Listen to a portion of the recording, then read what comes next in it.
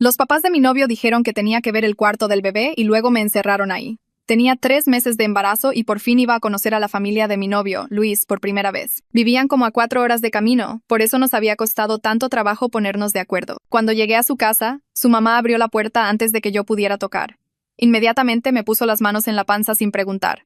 Ay, mi vida, aquí está nuestro nietecito. Su papá apareció detrás de ella con una sonrisa enorme y me guió hacia adentro como si yo fuera de cristal, como si me pudiera romper. Me sentaron en un sillón específico y su mamá me trajo agua y un platito con botanas.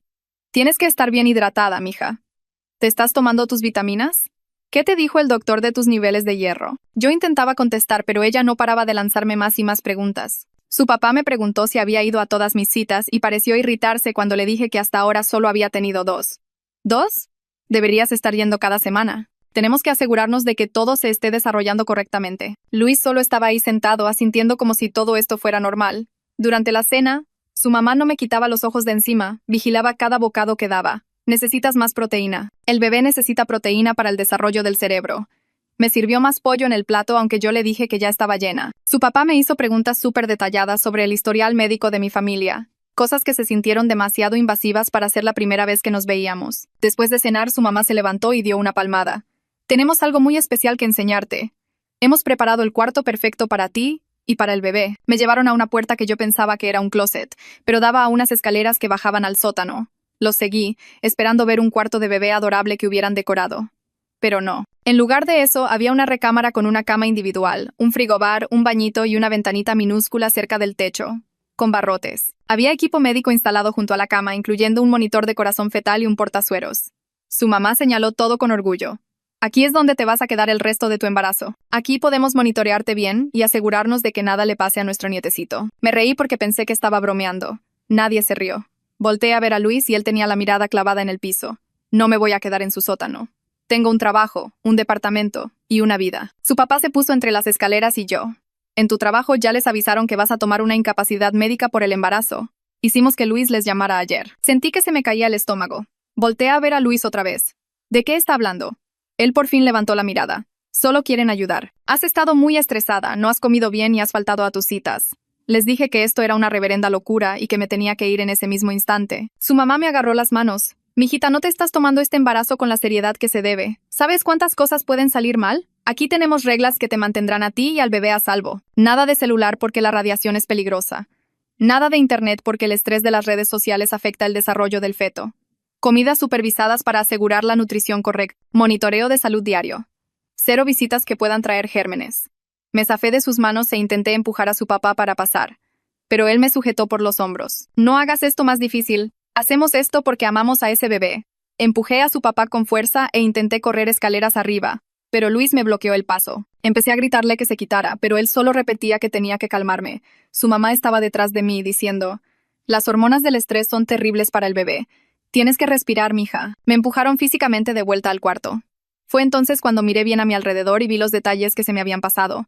La puerta tenía un cerrojo de alta seguridad por fuera. Las paredes tenían una especie de acoginamiento. Había una cámara montada en la esquina del techo. Esto no era solo un cuarto que habían preparado. Era una celda que habían construido. La ventana era demasiado pequeña y estaba demasiado alta como para salir por ahí. Su mamá abrió el frigobar para enseñarme filas de comidas preparadas en recipientes etiquetados. Te traeremos comida fresca 3 veces al día. Un doctor vendrá cada semana a revisarte. Tendrás todo lo que necesitas y el bebé estará perfectamente seguro. Yo estaba llorando y rogándoles que por favor me dejaran ir. Le dije a Luis que llamaría a la policía en cuanto saliera. Él me miró con una expresión extrañamente tranquila. No te van a creer. Les diremos que estás teniendo una crisis de salud mental por las hormonas del embarazo y que te estamos cuidando hasta que te estabilices. Su mamá asintió. Hicimos esto con el hermano de Luis y su esposa hace 5 años. Ella también se resistió al principio, pero al final entendió. Su bebé nació completamente sano. Sentí que iba a vomitar. Todos empezaron a retroceder hacia las escaleras. Corrí hacia ellos, pero su papá me empujó tan fuerte que caí de espaldas en la cama. Su mamá me lanzó un beso desde la puerta. Descansa, corazón. Vas a necesitar tu energía. Estamos todos muy emocionados de cuidarte. La puerta se cerró y escuché cómo el cerrojo se deslizaba en su lugar con un sonido metálico y pesado que retumbó en el sótano.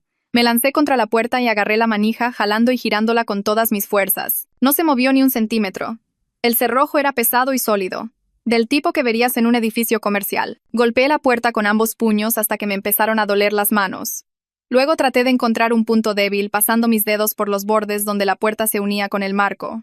Nada cedía. La puerta era de metal y encajaba perfectamente en el marco, sin huecos por donde pudiera hacer palanca. Miré a mi alrededor buscando algo que usar como herramienta, pero el cuarto estaba casi vacío. Agarré la silla que estaba junto a la cama y la estrellé contra la manija de la puerta. La silla se hizo pedazos y la manija ni siquiera se rayó. Mis manos temblaban y sentía la garganta irritada de tanto gritar, pero seguí intentándolo. Pateé la puerta una y otra vez hasta que mi pie palpitaba de dolor. La cámara en la esquina solo me observaba todo el tiempo, su lucecita roja parpadeando. Probablemente estaban arriba, viéndome derrumbarme y sintiéndose bien con ellos mismos. Después de lo que pareció una eternidad, me detuve y miré hacia la ventana. Era mi única otra opción. Arrastré los pedazos rotos de la silla y los apilé para poder subir. La ventana era más pequeña de lo que pensaba cuando me acerqué. El vidrio se veía grueso y tenía alambre por dentro. Empujé, pero no cedió. Los barrotes de afuera estaban soldados directamente al muro de concreto. Podía ver cómo se hundían profundo en los cimientos por ambos lados. Incluso si de alguna manera rompiera el vidrio, la abertura tendría quizás 30 centímetros de ancho. No podría pasar por ahí ni aunque lo intentara. Pegué la cara al vidrio y miré hacia arriba. Había una reja de metal cubriendo el tragaluz por fuera y tenía un candado.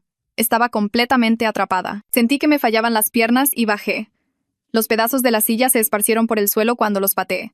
Caminé hacia el frigobar porque necesitaba ver qué habían preparado exactamente. Cuando lo abrí, la luz se encendió y mostró filas de recipientes de plástico apilados ordenadamente en cada estante. Cada uno tenía una etiqueta escrita con la letra de su madre.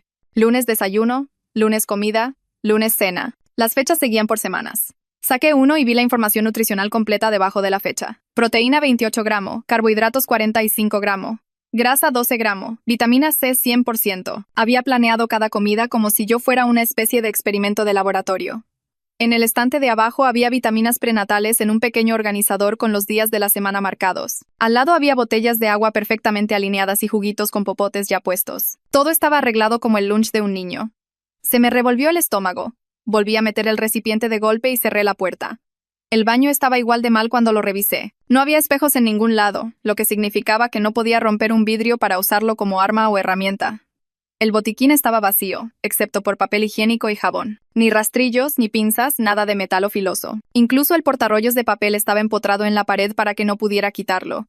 Abrí la regadera y solo salía agua tibia. No importaba hacia dónde girara la manija. La presión era débil, como si alguien le hubiera puesto un restrictor. Habían pensado en todo. El inodoro era la única superficie dura, pero estaba firmemente atornillado. Me senté en el borde de la cama y puse la cabeza entre mis manos. Todas las posibles rutas de escape estaban bloqueadas. Pasaron horas antes de que oyera pasos en las escaleras. El cerrojo sonó y Luis entró con una charola. No me miraba a los ojos. Dejó la charola en la mesita y se dio la vuelta para irse de inmediato.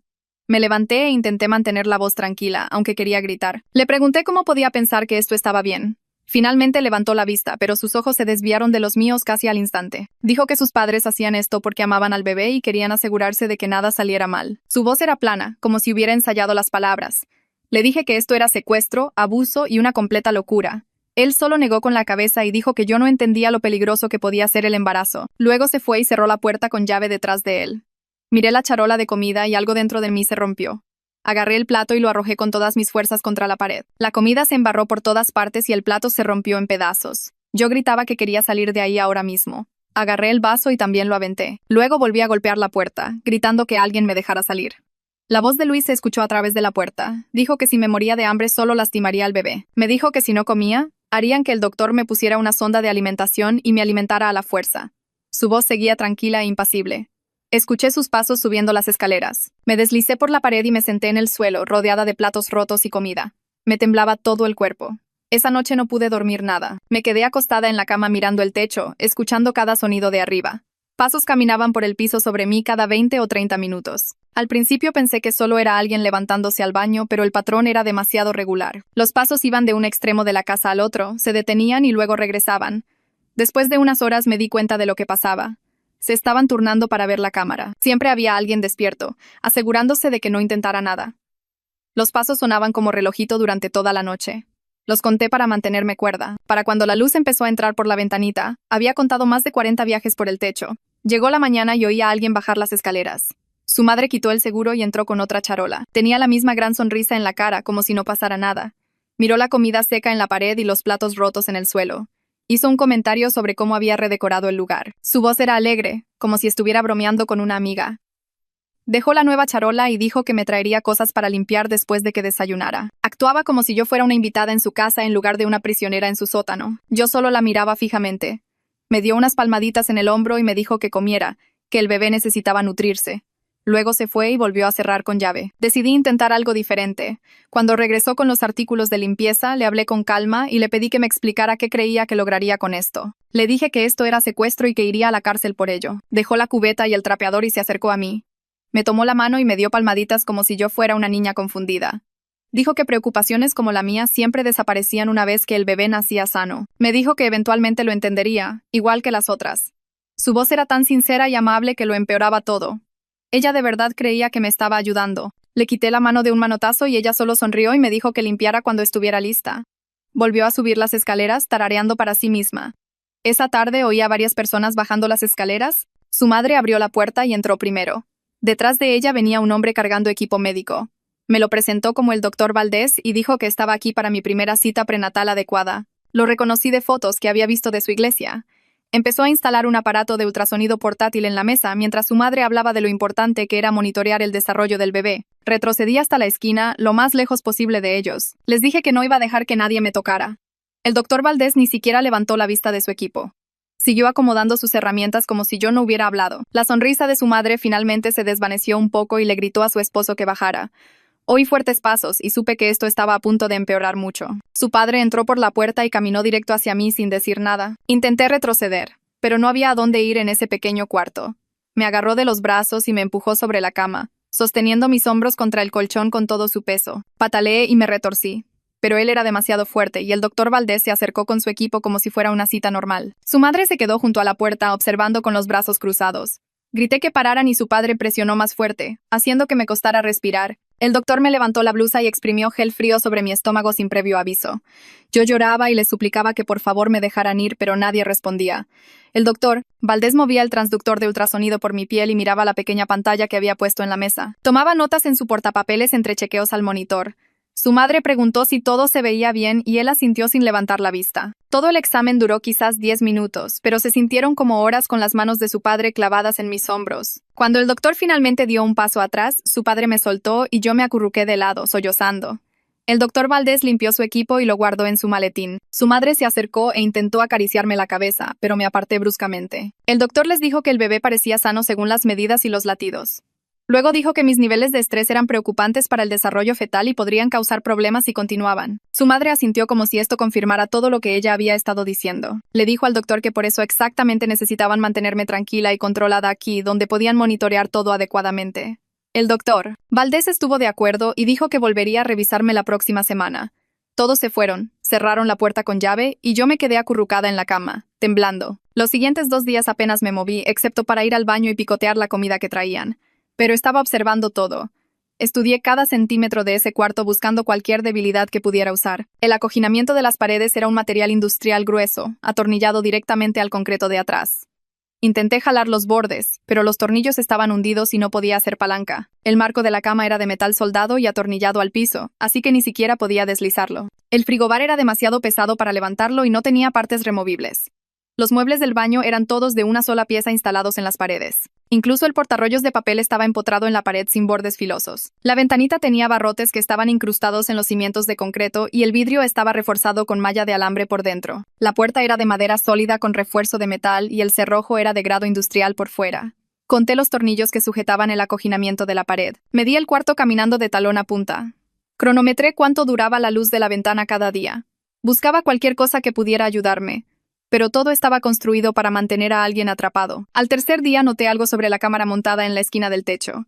Estaba posicionada para ver la mayor parte del cuarto, pero había un pequeño punto ciego justo donde la puerta del baño se unía con la pared. Si me paraba pegada a esa sección específica de la pared, el ángulo hacía que no pudieran ver exactamente qué estaban haciendo mis manos. Era un espacio de quizás 60 centímetros, pero era algo. Lo probé parándome ahí y moviendo las manos mientras miraba el lente de la cámara. Desde esa posición, el marco de la puerta bloqueaba la vista de mis manos, aunque todavía podían ver mi cuerpo. Guardé esa información y seguí buscando. Su madre trajo artículos de limpieza esa tarde y me dijo que el baño necesitaba atención. Tomé la cubeta y el atomizador y entré, cerrando la puerta casi por completo. Empecé a tallar el inodoro y fue entonces cuando vi marcas en la pared detrás de él. Al principio pensé que era solo suciedad o daño, pero cuando miré más de cerca me di cuenta de que eran rasguños. marcas deliberadas talladas en la pintura y el panel de yeso de abajo. Estaban organizadas en grupos de 5, con una línea atravesando cada grupo, rayitas para contar. Alguien había contado los días aquí antes que yo. Me empezaron a temblar las manos mientras seguía contando.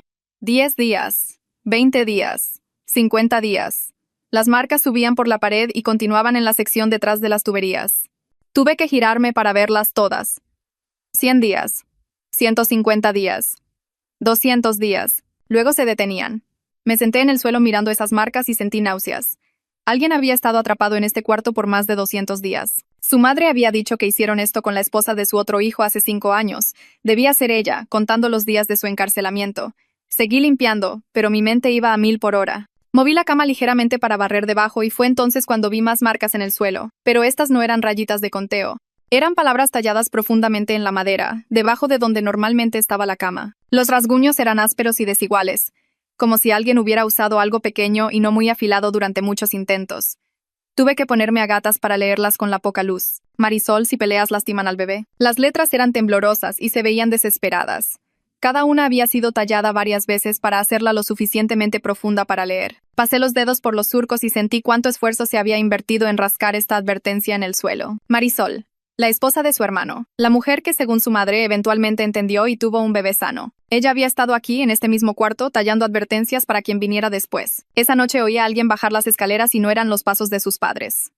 El cerrojo giró y un tipo más joven entró con una charola de cena. Se parecía a una versión más delgada de Luis, con la misma nariz y barbilla. Tenía que ser Javier, el hermano. Dejó la charola en la mesa y se dio la vuelta para irse. Pero hablé antes de que pudiera.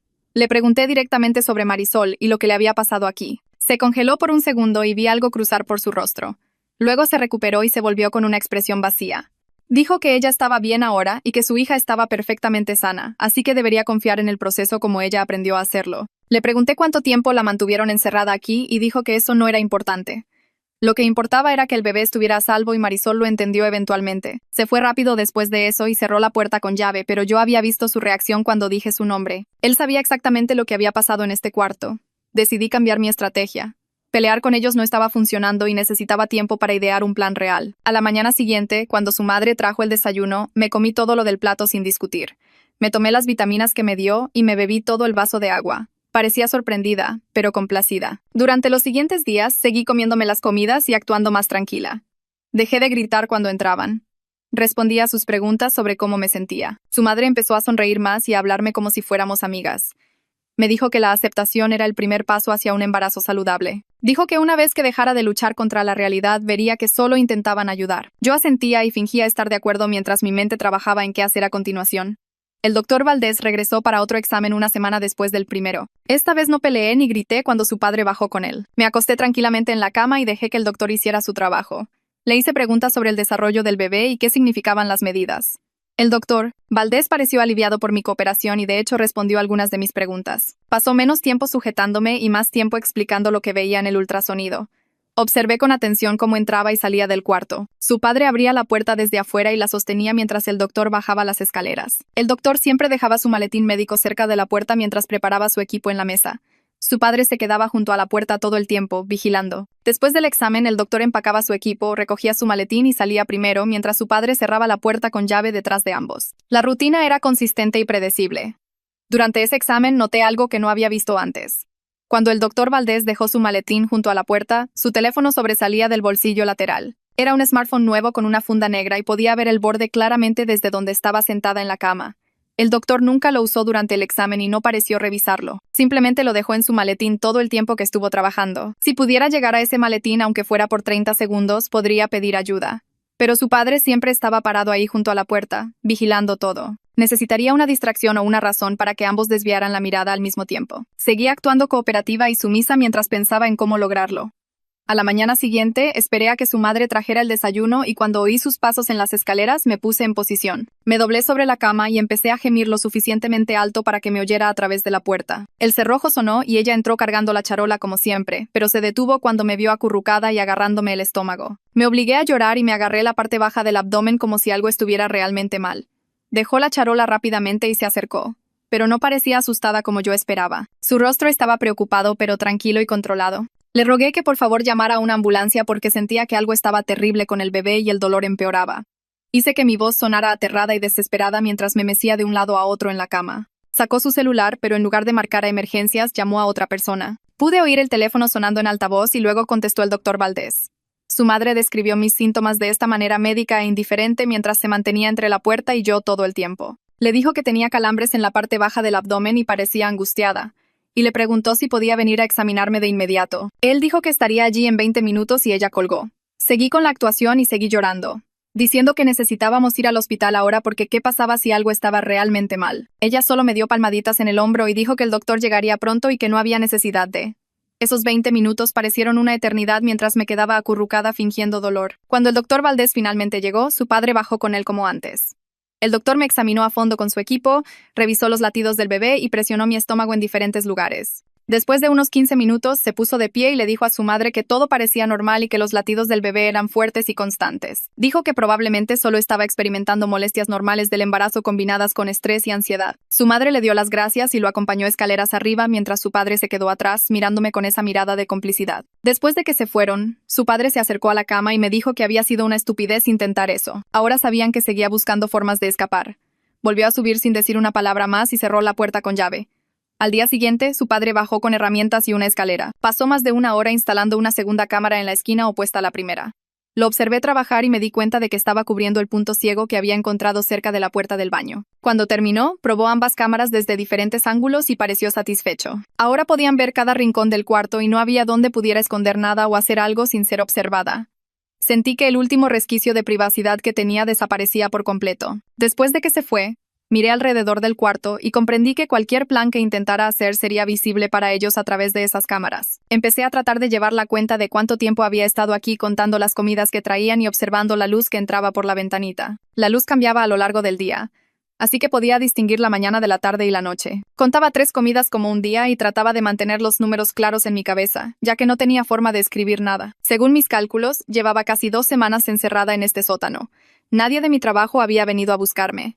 Nadie de mi edificio de departamentos había reportado mi desaparición. Sus padres habían cubierto demasiado bien sus huellas y habían hecho parecer que simplemente había tomado una incapacidad y me había ido a algún lugar voluntariamente. La realidad de lo atrapada que estaba comenzó a calar más hondo.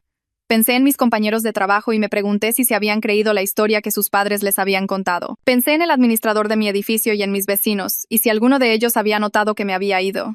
Luis bajó unos días después y esta vez no le grité ni golpeé la puerta. Me senté tranquilamente en la cama y le pregunté en voz baja cómo podía hacerle esto a alguien a quien decía amar. Pareció sorprendido por mi tono calmado y después de un minuto se sentó en el suelo, fuera de la puerta abierta. Dijo que sus padres le hicieron lo mismo a Marisol cuando estaba embarazada de su sobrina y ahora ella tiene una hija hermosa y sana y una familia feliz. Dijo que al principio parecía extremo, pero que sus padres realmente sabían lo que hacían y Marisol lo entendió eventualmente. Le pregunté si realmente creía eso o si solo se lo estaba diciendo a sí mismo para sentirse mejor sobre lo que me estaban haciendo.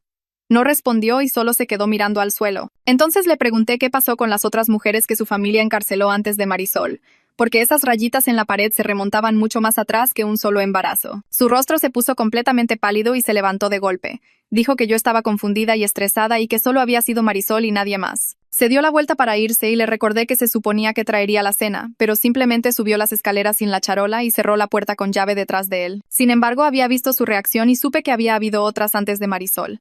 La pregunta era qué les había pasado y por qué nadie se había enterado del patrón de esta familia. Esa noche oí voces fuertes que venían de arriba. Sus padres y Luis estaban peleando por algo, y sus voces se filtraban por los conductos de ventilación.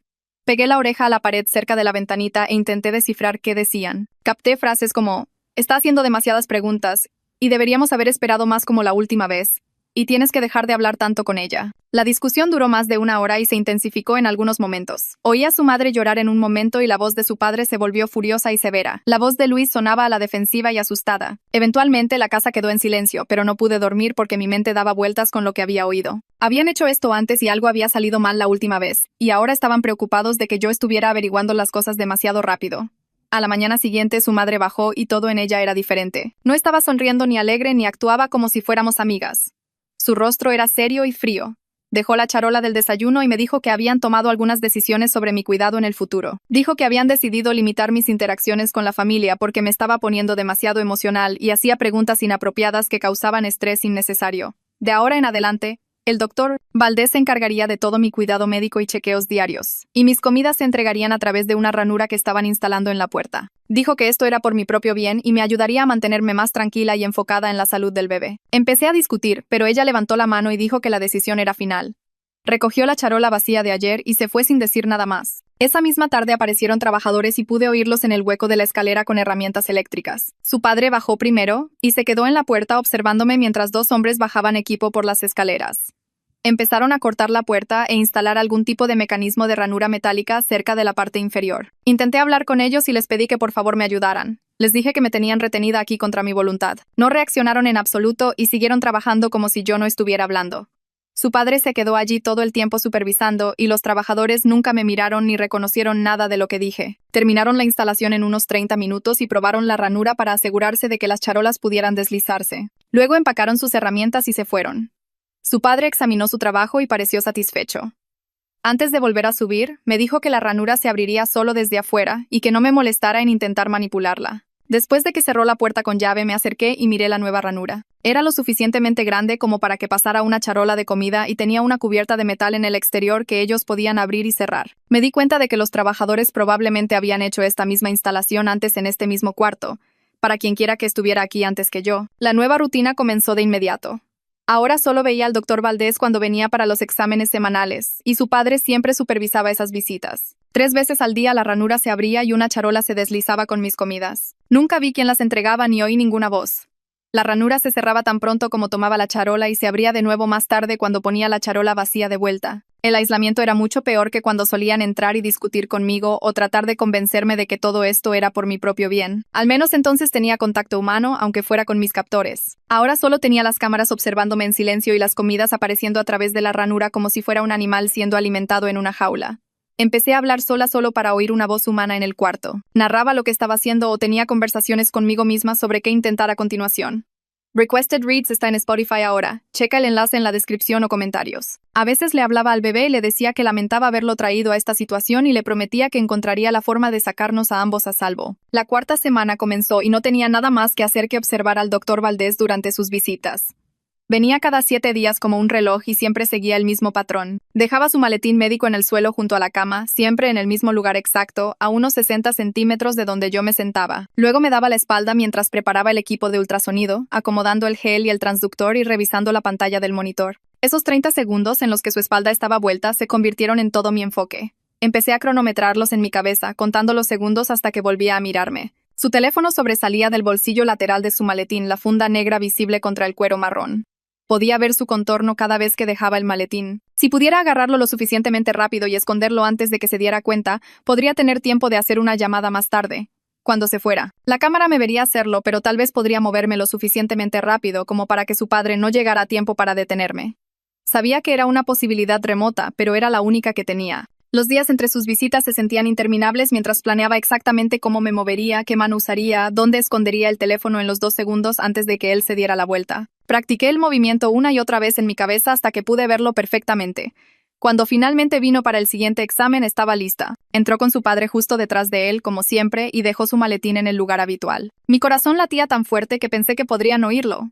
Él se dio la vuelta para configurar el ultrasonido y yo me lancé desde la cama, mi mano buscando ese bolsillo lateral. Logré poner mis dedos en el teléfono y comencé a sacarlo, pero él se giró más rápido de lo que esperaba. Su mano se cerró alrededor de mi muñeca y la torció con fuerza, obligando a mis dedos a abrirse.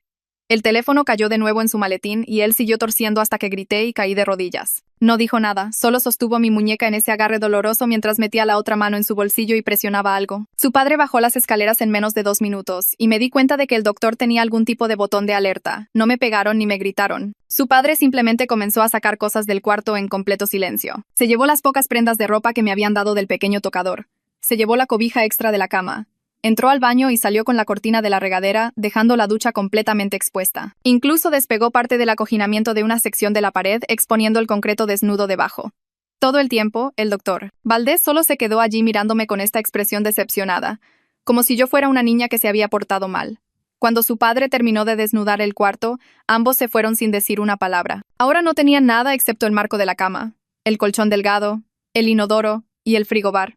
El cuarto se sentía aún más como una celda que antes. Me senté en el colchón desnudo e intenté no llorar porque sabía que estaban mirando. Entonces oí un crujido.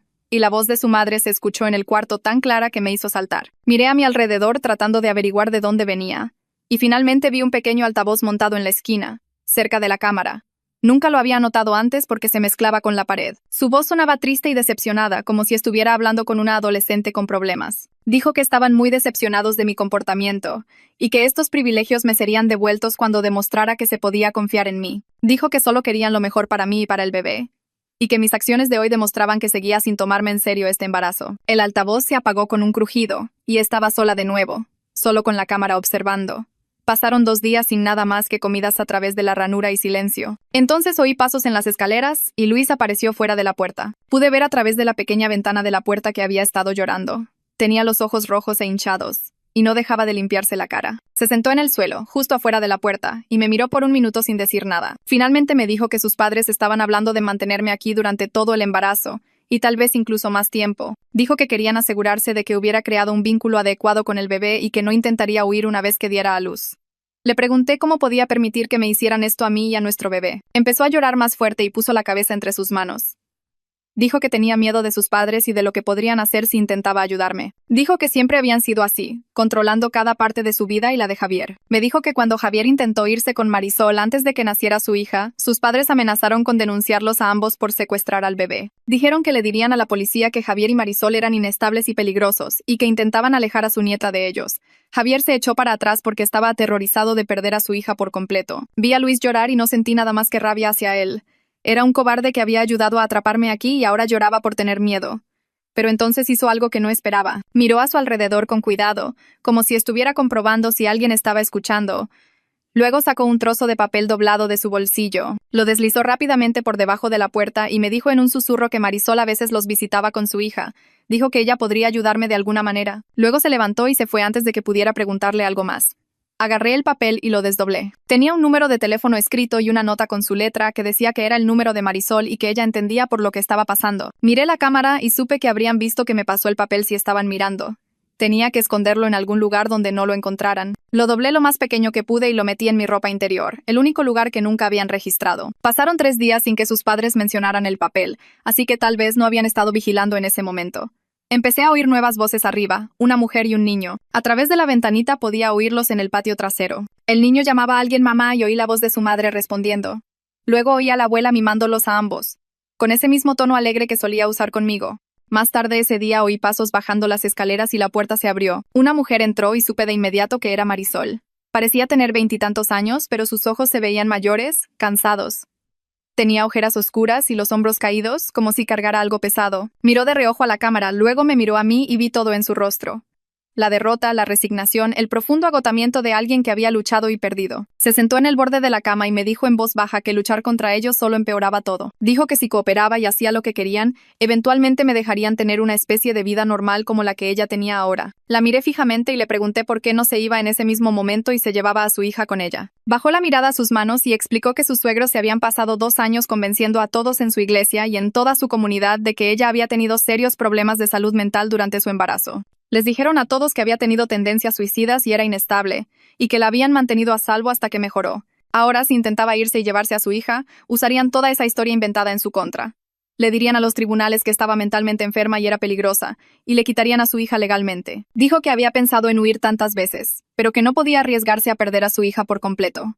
Al menos de esta manera podía estar con su hija, aunque significara vivir bajo su control. Le pregunté cómo había sobrevivido 2 años en este cuarto y ella se miró el brazo izquierdo, subiéndose lentamente la manga. Había una cicatriz gruesa que iba desde su muñeca hasta la mitad de su antebrazo, del tipo que parecía haber sanado mal sin la atención médica adecuada. Me dijo que intentó escapar 2 veces durante su encarcelamiento y la primera vez la atraparon en lo alto de las escaleras del sótano. Su suegro la arrastró de vuelta abajo e instalaron el segundo cerrojo y cubrieron el punto ciego de la cámara. La segunda vez llegó hasta el patio trasero antes de que su suegro la derribara por detrás. Tenía 6 meses de embarazo entonces, y cuando cayó, intentó apoyarse con el brazo izquierdo. Su suegro agarró ese mismo brazo y se lo torció detrás de la espalda hasta que oyó cómo se rompía el hueso. Ella gritaba por el bebé y él le dijo que esto era para evitar que lastimara al bebé con su comportamiento imprudente.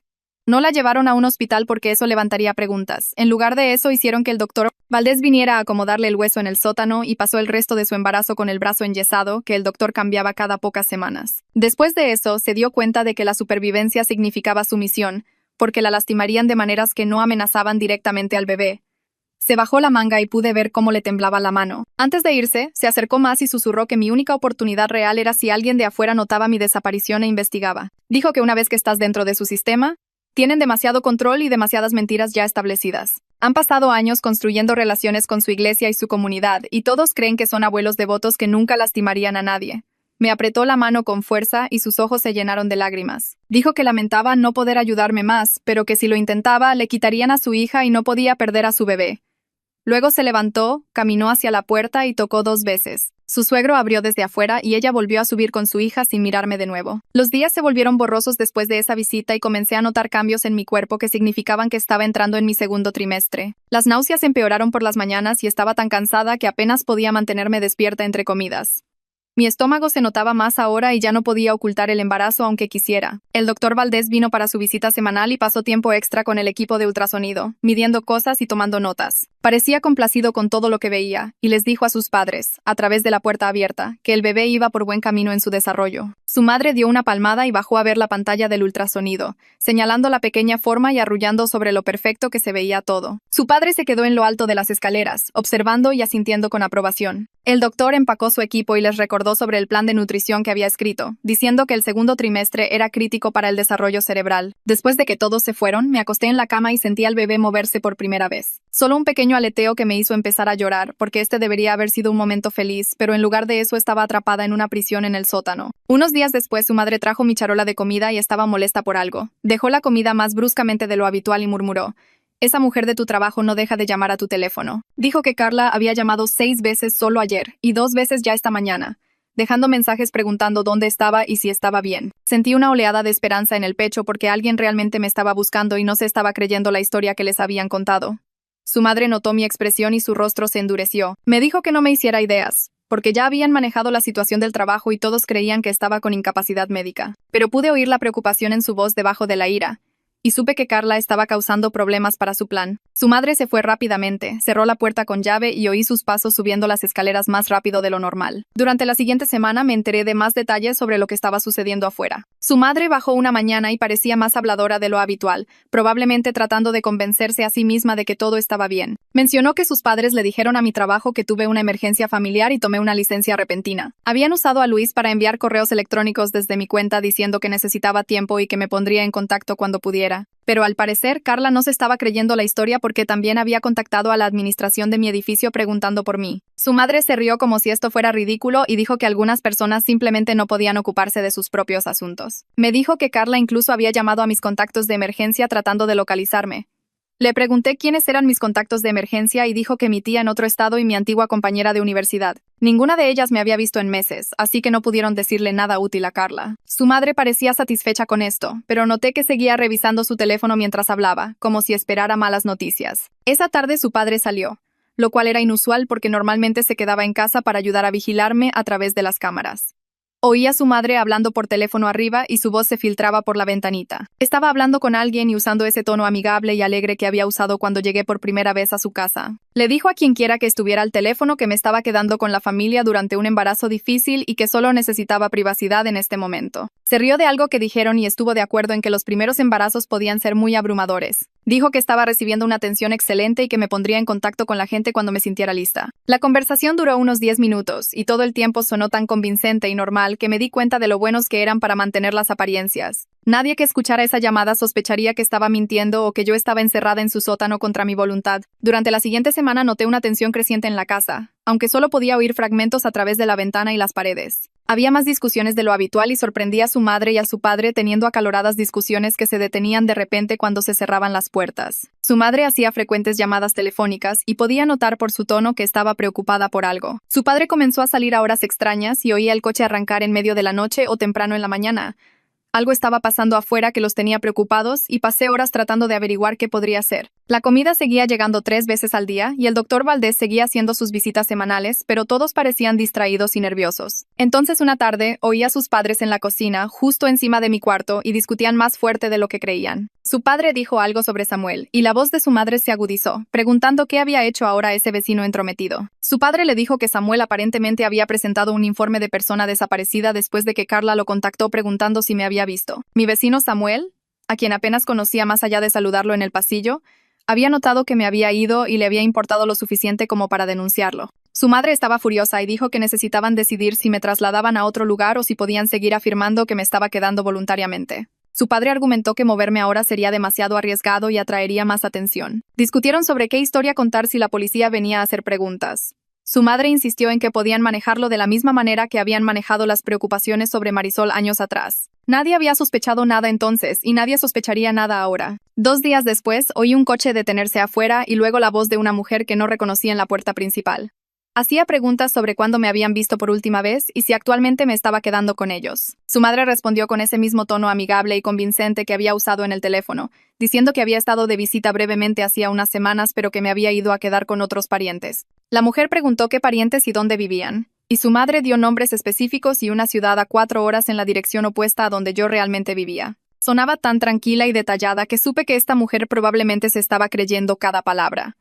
La mujer hizo algunas preguntas más sobre mi estado mental y si me había parecido molesta o inestable. Su madre dijo que había estado un poco emocional, pero que eso era normal por las hormonas del embarazo. La mujer le agradeció por su tiempo, y oí que el coche se alejaba unos minutos después. Me di cuenta de que esta podría ser mi única oportunidad y empecé a gritar tan fuerte como pude. Grité que estaba en el sótano y que me tenían retenida contra mi voluntad y que alguien tenía que ayudarme. Grité hasta que me ardió la garganta y se me quebró la voz, pero el sótano estaba insonorizado y la mujer ya estaba demasiado lejos. Oí pasos corriendo por las escaleras y su padre irrumpió por la puerta. Sostenía cinta adhesiva y su cara estaba roja de ira. Cruzó el cuarto en 3 pasos y me tapó la boca con la cinta antes de que pudiera apartarme. Se inclinó cerca y me dijo que si intentaba eso de nuevo me sedarían por el resto del embarazo. Dijo que tenían suficiente medicación para mantenerme inconsciente durante meses si era necesario, y que el bebé estaría bien, pero que yo despertaría después del parto sin recordar nada. Su mano todavía estaba en mi cara sosteniendo la cinta y podía oler su aliento y ver las venas en su cuello. Me dijo que esa detective no volvería porque su madre había sido muy convincente y no había pruebas de que yo estuviera allí. Luego se dio la vuelta y salió, cerrando la puerta con llave detrás de él y dejándome con la cinta pegada a la boca y las lágrimas corriendo por mi cara. Me quedé callada después de eso, mi corazón todavía acelerado por los gritos y la cinta aún pegada sobre mi boca.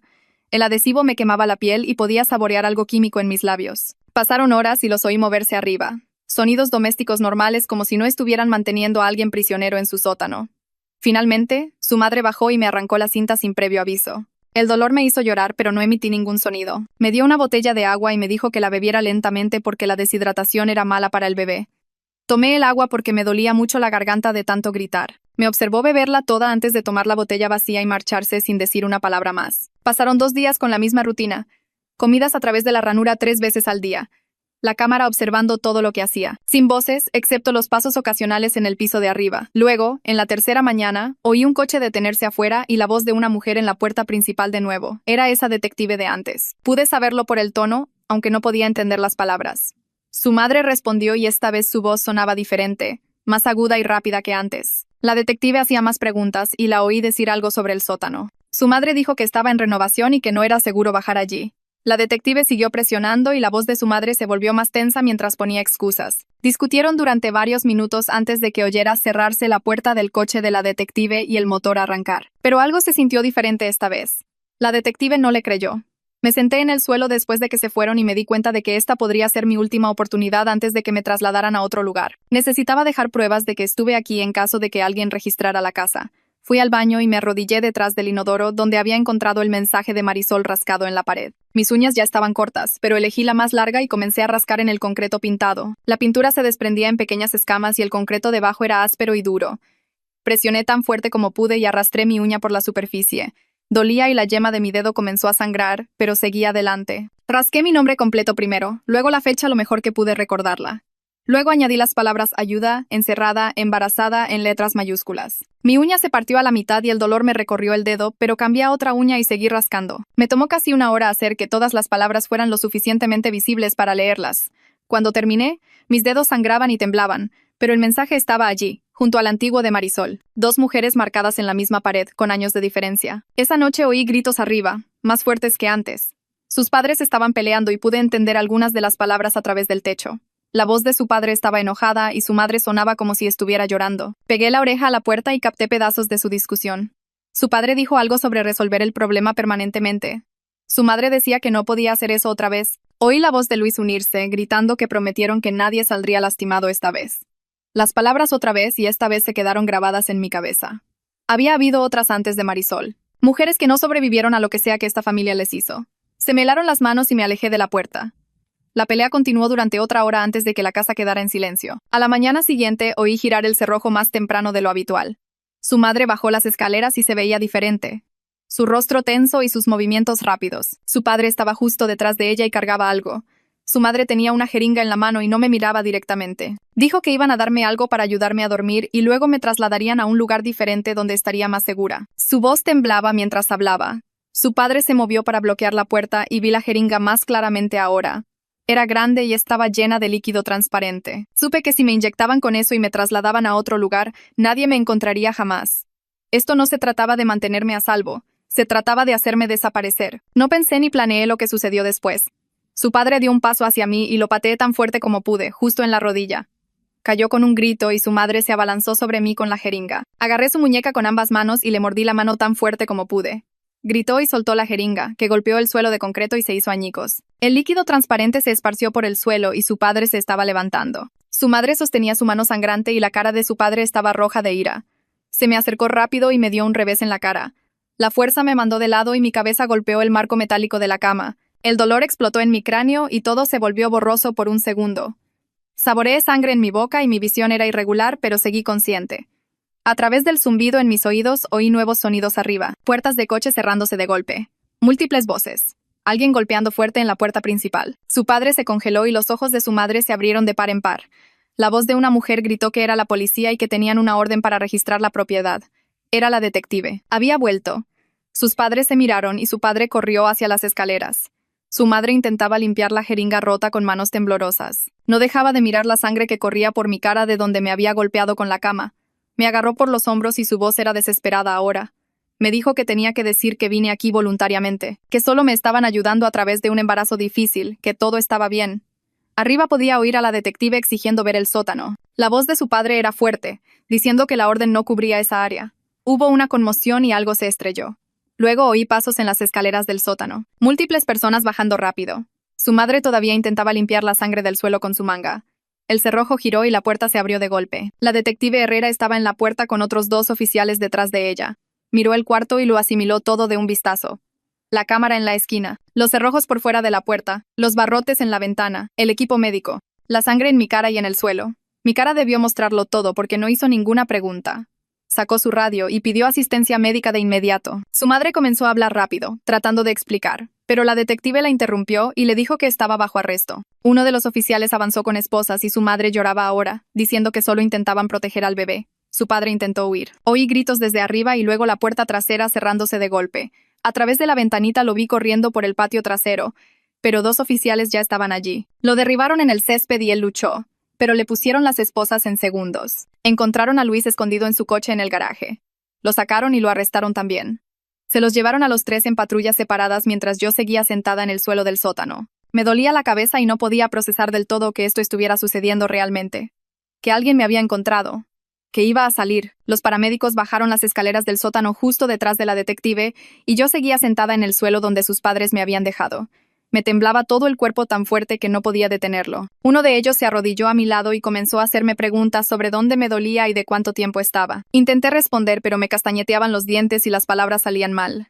El otro paramédico abrió un gran botiquín y sacó equipo mientras el primero seguía hablándome con esa voz tranquila y firme. Revisaron el corte en mi cabeza donde me había golpeado con la cama y me limpiaron la sangre de la cara con una gasa que me ardió. Uno de ellos sacó un monitor de corazón fetal y preguntó si podían revisar al bebé. Asentí y me levanté la blusa. El gel frío me hizo respingar, pero luego oí los latidos del corazón a través del altavoz. Rápido y fuerte, y el paramédico me sonrió. Dijo que el bebé sonaba bien y que ya estaba a salvo. Me pusieron una cobija sobre los hombros aunque no tenía frío y me ayudaron a ponerme de pie. Mis piernas temblaban y uno de ellos tuvo que sostener mi brazo para mantenerme estable mientras subíamos las escaleras del sótano. La casa se veía diferente ahora, con policías por todas partes tomando fotos y escribiendo cosas. La detective Herrera hablaba por su radio sobre la necesidad de más unidades y un equipo de escena del crimen. Me subieron a la ambulancia y un paramédico se quedó atrás conmigo mientras conducíamos. Seguía revisando mi presión arterial y haciéndome preguntas sobre el dolor y los mareos. El viaje pareció largo, pero me dijo que íbamos al hospital donde podrían hacerme un chequeo completo y asegurarse de que todo estuviera bien conmigo y con el bebé. La sala de emergencias era brillante y estaba llena de gente moviéndose rápido en todas direcciones.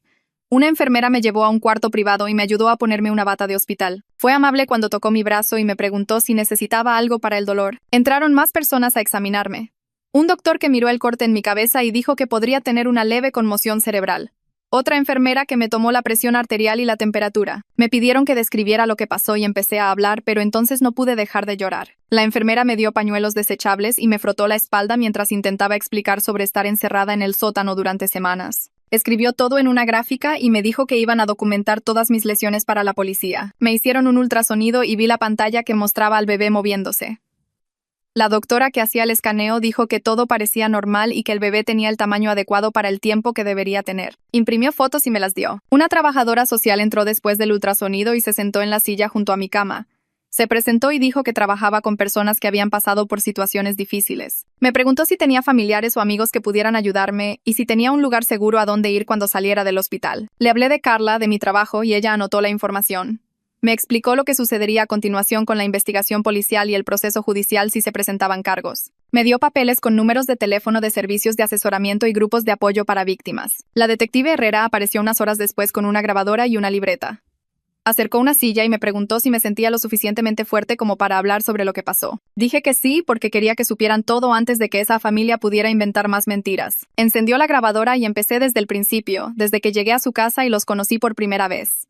Le conté que me encerraron en el sótano y se negaron a dejarme ir. Describí el equipo médico, la cámara y los cerrojos por fuera de la puerta. Le expliqué que el doctor Valdés venía a hacerme exámenes a la fuerza mientras su padre me sujetaba. Le conté lo que su madre había dicho acerca de hacerle esto a Marisol hace 5 años y cómo había encontrado las rayitas en la pared que se remontaban incluso más atrás. La detective Herrera hizo preguntas específicas sobre fechas y horas y exactamente qué, sobre la distribución del cuarto y dónde estaba posicionado todo. Describí el mensaje que había rascado detrás del inodoro y ella lo anotó. Preguntó por Marisol y lo que su madre había dicho sobre ella, y repetí la parte sobre cómo ella se había resistido al principio, pero finalmente entendió. El rostro de la detective se tensó cuando dije eso e hizo una nota sobre encontrar a Marisol y hablar con ella. Le dije que pensaba que podría haber habido otras mujeres antes de Marisol, basándome en cuántas rayitas había contado. Prometió que estaban registrando la casa por completo y que encontrarían cualquier evidencia que existiera. La entrevista duró casi 2 horas y al final tenía la voz ronca de tanto hablar. La policía llamó a la detective Herrera mientras yo todavía estaba en el hospital para decirle lo que habían encontrado. Volvió a mi cuarto y dijo que habían localizado mi mensaje rascado exactamente donde lo había descrito. Habían encontrado el nombre de Marisol tallado allí también, junto con fechas que coincidían con lo que su madre había dicho sobre hace 5 años. El equipo de la escena del crimen había levantado algunas de las tablas del suelo en el cuarto del sótano y había descubierto cosas escondidas debajo. Había expedientes médicos de al menos otras 2 mujeres con nombres y fechas diferentes que se remontaban a casi 20 años. Encontraron fotografías y documentos que sus padres habían guardado, probablemente como una especie de registro enfermo de lo que habían hecho. La detective dijo que la investigación se estaba haciendo más grande a medida que se daban cuenta de que esta familia había estado haciendo esto durante posiblemente décadas. Me preguntó si podía pensar en algo más que pudiera ayudarles a encontrar a las otras víctimas o averiguar qué les había pasado. Le conté la conversación que había escuchado entre sus padres sobre resolver problemas permanentemente y a su madre llorando que no podía hacer eso otra vez. La detective Herrera lo anotó todo y dijo que iban a registrar la propiedad a fondo, incluyendo el patio y cualquier otro edificio. Me dijo que se estaban asignando más oficiales al caso y que estaban investigando informes de personas desaparecidas de la zona durante los últimos 30 años. Trajeron a Marisol para interrogarla al día siguiente y me enteré por la detective Herrera cuando vino a ponerme al día. Marisol se había derrumbado durante el interrogatorio y finalmente dijo la verdad sobre su encarcelamiento. Describió haber estado encerrada en ese mismo cuarto del sótano durante 2 años completos mientras estaba embarazada y después de que nació el bebé. Dijo que habían controlado todo sobre su vida durante ese tiempo, qué comía y cuándo dormía, y cómo cuidaba al bebé. Habían convencido a todos en su comunidad de la iglesia de que tenía serios problemas mentales y necesitaba su ayuda. Tenía miedo de perder a su hija si decía la verdad porque sus suegros habían pasado años construyendo una historia sobre su inestabilidad. La detective le aseguró que era una víctima y que no iba a ser acusada de nada. Marisol les dio detalles sobre la rutina que sus suegros habían seguido y las reglas que habían impuesto. Confirmó que el doctor Valdés también había estado involucrado en su encarcelamiento, realizando exámenes médicos y ayudando a sus suegros a monitorear su embarazo. Dijo que Javier había sabido lo que estaba pasando, pero había tenido demasiado miedo de sus padres para ayudarla a escapar. La detective me dijo que Marisol estaba consiguiendo su propio abogado y servicios de asesoramiento para ayudarla a decidir qué hacer a continuación. Javier fue arrestado la misma semana que sus padres, pero sus cargos eran diferentes.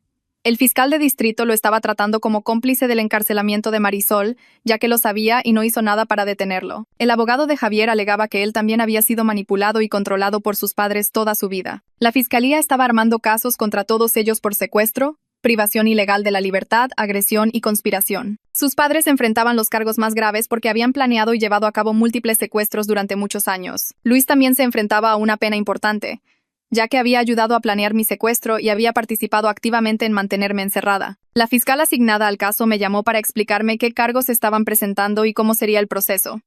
Dijo que sus padres podrían recibir de 20 a 30 años cada uno si eran condenados por todos los cargos. Luis podría recibir de 10 a 15 años, dependiendo de cuánta cooperación brindara. Javier podría obtener una sentencia reducida si testificaba contra sus padres y ayudaba en la investigación. La licencia médica del Dr. Valdés había sido suspendida de inmediato y enfrentaba sus propios cargos criminales por su papel en los exámenes médicos forzados y la conspiración. Me trasladaron a una casa de seguridad 3 días después de salir del hospital porque la detective Herrera dijo que la familia tenía conexiones en su comunidad de la iglesia que podrían intentar intimidarme o interferir con la investigación. La casa de seguridad estaba en otra parte de la ciudad, en un vecindario normal donde nadie pensaría en buscarme. Una defensora de víctimas se quedó allí conmigo y me ayudó a conseguir ropa nueva y suministros básicos, ya que no tenía nada de mi departamento. Carla vino a visitarme tan pronto como le dijeron dónde estaba. Entró e inmediatamente se puso a llorar y a abrazarme. Dijo que había sabido que algo andaba mal cuando mis correos electrónicos no sonaban como yo en absoluto. Había intentado llamar a mi teléfono una y otra vez. Y cuando Luis contestó y le dio excusas raras, se había vuelto más sospechosa. Había contactado a la administración de mi edificio y a mis contactos de emergencia tratando de encontrarme. Incluso había conducido hasta mi departamento y hablado con mis vecinos sobre si me habían visto. Carla me trajo cosas de mi departamento que la policía había recuperado después de conseguir que Luis les diera acceso. Se quedó durante horas, simplemente sentada conmigo y escuchando todo lo que había pasado. Samuel, mi vecino del edificio, había sido quien presentó el informe oficial de persona desaparecida que hizo que la policía. Él había visto a Luis cargando mi coche con mis pertenencias el día después de que desaparecí. Lo había visto llevarse mi coche y pensó que era extraño, ya que nunca había mencionado mudarme o irme a ningún lado. Cuando Carla había venido haciendo preguntas, Samuel había atado cabos y llamado a la policía. Su testimonio ayudó a probar que el secuestro había sido planeado con anticipación y no fue solo algo repentino. La policía había encontrado mi coche estacionado en una bodega que sus padres poseían, lleno de mis cosas del departamento. Luis había vaciado mi casa para que pareciera que me había ido voluntariamente. Había contestado mi teléfono y enviado correos electrónicos desde mis cuentas para mantener la apariencia de que estaba bien. Toda esa evidencia estaba ayudando a construir el caso de la fiscalía de que esto fue un secuestro planeado y no una familia tratando de ayudar a alguien con problemas mentales, como sus padres afirmaban. La fiscal me mantuvo actualizada a medida que el caso avanzaba durante las siguientes semanas. Explicó que sus padres se enfrentaban de 20 a 30 años cada uno por múltiples cargos de secuestro, privación ilegal de la libertad y agresión. Luis se enfrentaba a 10 o 15 años por su papel en la planificación y ejecución de mi secuestro. Javier podría obtener una sentencia reducida, tal vez de 5 a 8 años, si cooperaba plenamente y testificaba contra sus padres. El doctor Valdés enfrentaba sus propios cargos criminales y la junta médica estaba tomando medidas para revocar permanentemente su licencia. La fiscal dijo que también estaban investigando los otros casos de años atrás y tratando de identificar a las otras mujeres que habían sido retenidas en ese sótano.